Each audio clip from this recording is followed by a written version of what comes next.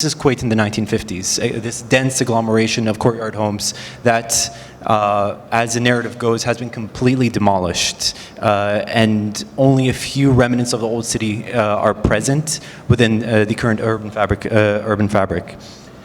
So it was a complete eradication and fulfillment of a plan that was proposed in 1952 by British planners Minoprio, Spencelli, and McFarlane. And I apologize, the narrative is actually pretty well known. Okay, so maybe, yes. So what you see over here specifically is the historic center. Everybody, all citizens who used to live in the historic center were relocated in these suburban superblocks over here and provided with single-family detached homes. And this is the preferred method of urbanization that continues to this day. And what I'm going to kind of mention is a pretty loaded statement. One of the key paradigmatic shifts in the morphology of Gulf cities we see today is the introduction of the detached single-family home, which was not existent historically in our cities. In addition to that, it is the single-use zoning, a very modernist planning method.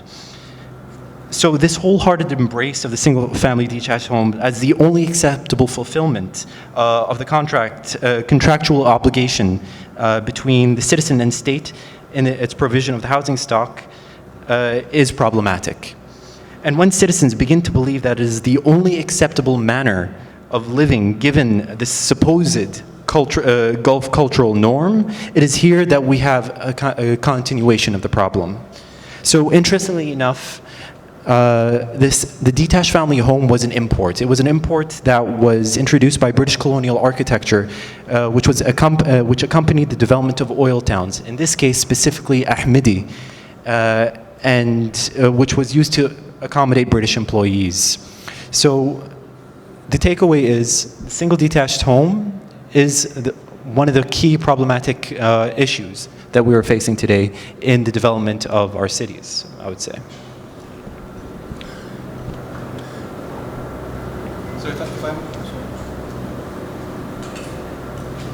If I might just respond to that or add on to that, one of the challenges we found when we looked at the evolution of residential neighborhoods in Sharjah was precisely that. So in 1970, with the unification of the Emirates and the formation of the UAE, there was an incredible amount of pressure for providing housing, right? There was a huge demand and need for housing.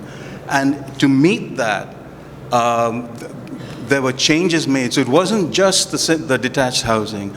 I think it was the mixing of different tribes and people that caused all kinds of challenges, I think, for the people. Do you see any of that in Kuwait? No, absolutely. So the fact that I just bring up this as an example is because it is so prevalent in our landscapes today. It is what you see that defines Kuwait City right now. Those super blocks that I had pointed out specifically in the Minoprio, Spencelli, McFarlane plan is essentially what Kuwait is up until, so this is the first ring road, second ring road, third ring road, up until the seventh ring road right now in our current development of the city. And I'll be mentioning this later on, but there were some clear segregational tactics that were imposed between citizen and expats in the development of these super blocks. But initially, there was this kind of utopic vision that was enacted in these superblocks. Different stratas of society were to be living in these suburbs.